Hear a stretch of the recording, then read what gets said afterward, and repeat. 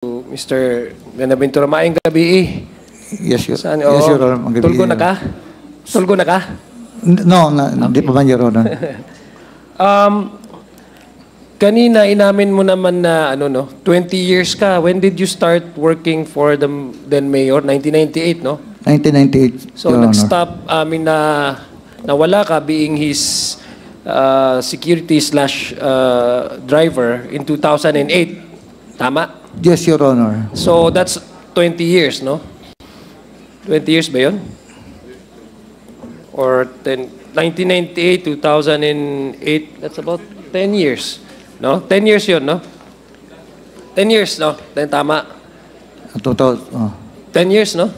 2008, Your Honor. At kailan ka pala natapos mag-work kay... 2008, Your Honor. Okay, so 10 years. Yeah. From 1988? 1988, not Yes, 19... yes, yes. Kasi pagkarinig ko na ito. So 20 years nga. Yes, Your Honor. Okay, 20 years. So, ibig sabihin, kung ikukumpira natin sa isang tao, 20 years, pwedeng nakagraduate na yan sa college, no?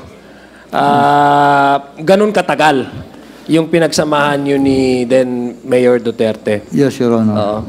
At sinabi mo kanina, nung tinanong ka, ano yung galit sa'yo ni Las Cañas, kung may galit ba sa'yo si Las Cañas, sabi mo, meron. Tama, di ba? Yes, Your Honor.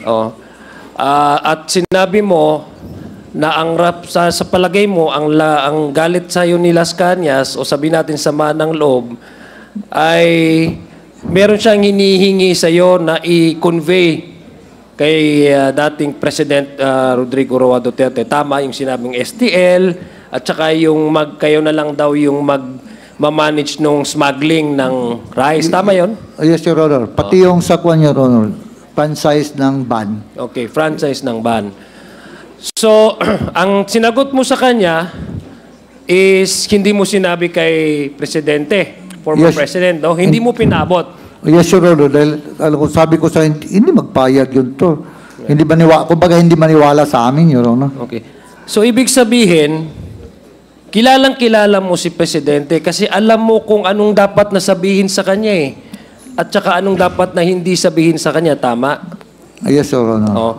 The mere fact na hindi mo pinaabot yung sasabihin sa iyo na hiningi sa iyo ni Las Cañas, it only proves to say na alam mo yung timpla ni former President. Yes, Your Honor. Na pwedeng ito ko sabihin kasi baka magalit siya sa akin. Di ba? Tama po ba yun? Yes, pero ang rason din, Your Honor, nasa Manila na siya. Hindi. Hindi, kasi pwede mo naman siyang tawagan si Presidente at sabihin sa kanya, di ba?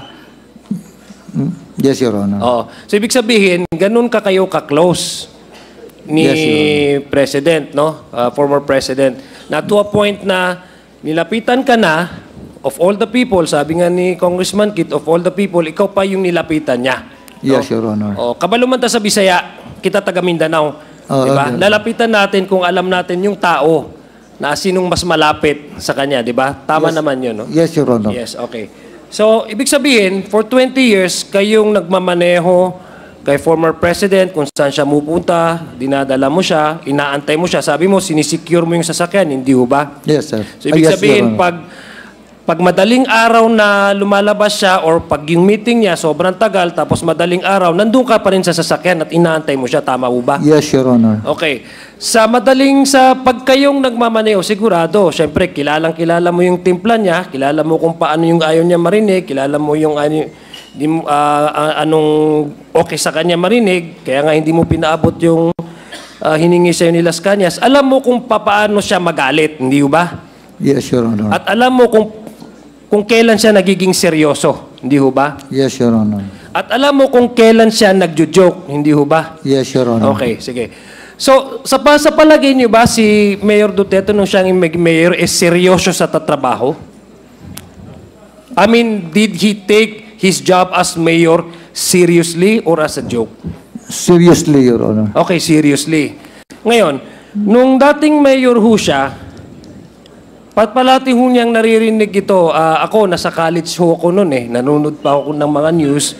Minsan, nai-interview siya at sinasabi talaga niya na kill. Hindi ho ba? Yes, Your Honor. When it comes to issue about Davao, peace and order in Davao, law and order in Davao, talagang always sinasabi niya, do not do monkey business. I'm just paraphrasing, do not do criminal activities in my city, otherwise I will kill you. Hindi ho ba? Yes, Your Honor. Okay. So, yun ay concern ng kanyang city, hindi ho ba?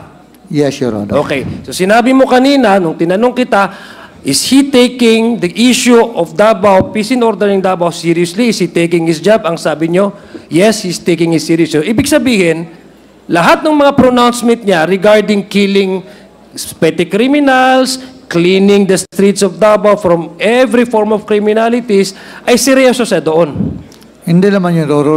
Yung magsabi siya, kill, kill, kill. Kailangan lang... Kasi, di ba, ang tinanong ko sa'yo kanina is he taking his job seriously? Sabi mo, oo, kasi kilalang-kilala mo nga yung dating presidente. 20 years ka ba naman? Kung ako naman talaga si former president, if I were in issue, talagang 20 years kasama ko yung tao, pagkakatiwalaan ko talaga. Ngayon, tinanong kita, when it comes to Davao issue, is he taking his job seriously? Sabi mo, yes, it's not a joke. Ngayon, when he said all of those things, insinuations about cleaning Davao City from petty criminals or any form of criminality, and then saying na so loosely, saying kill people, is he serious? Or not? Kasi Davao yun eh. He must have been taking it seriously. Sa salita lang niya yun, or kailangan strong siya magsalita. Yan ang sabi niya. Hindi ka pwede magsalita sa mga kriminal na video ko. Kailangan...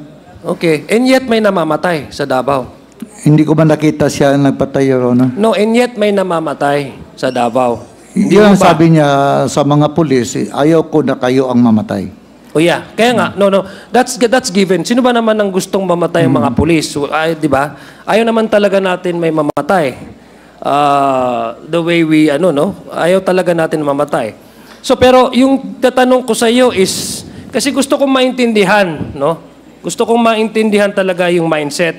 Dahil kanina, nung tinatanong ka, napanood mo ba yung mga katanungan at saka yung mga sagot ng dating presidente nung sa Senado, ang sabi niya is talagang ganun siya. I will order the police even when I was still, I think, teaching, when he was still a fiscal. Nagtuturo daw siya sa academy. And ang gusto niyang sinasabi niya sa mga police is provoke the criminal so that you have the reason to kill them. Diba?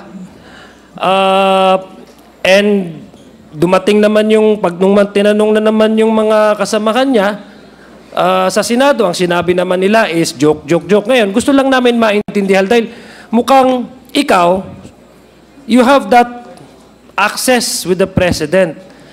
Yung closeness in yung proximity ng parati kayo nagkasasama at ikaw yung pwede magsabi na totoo ba yung sinasabi niya? Serious ba siya? Or joke ba yung sinasabi niya? Diba? Gusto ko lang maintindihan yon.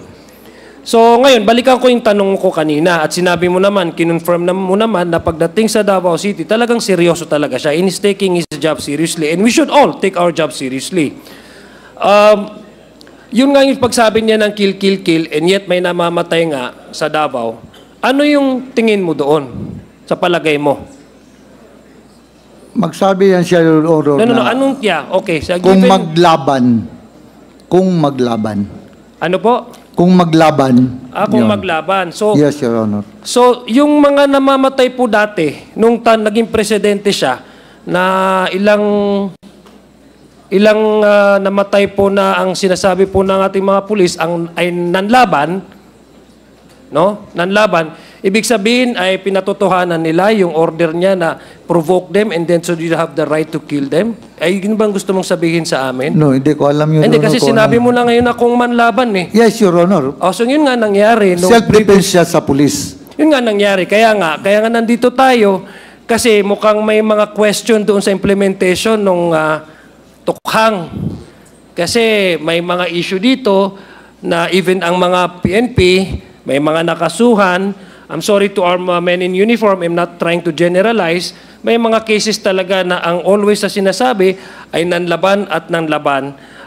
At yun ang nagiging rason kung bakit widespread yung mga naging namatay. No? So are you telling us now to this committee, Mr. Buenaventura, na tama nga yung pagkaintindi ng mga pulis. That's why maraming patayan sa streets na nanlaban. It's because sinasabi ng ating presidente, provoke them, or kung manlaban, shoot them dead.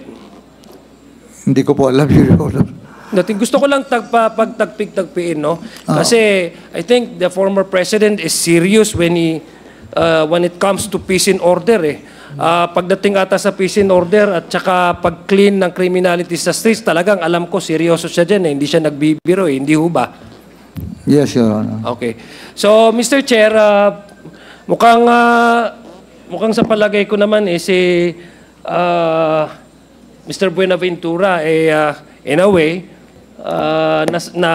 at least napakita natin sa committee na through his answers is medyo may semblance of truthfulness nung yung mga police.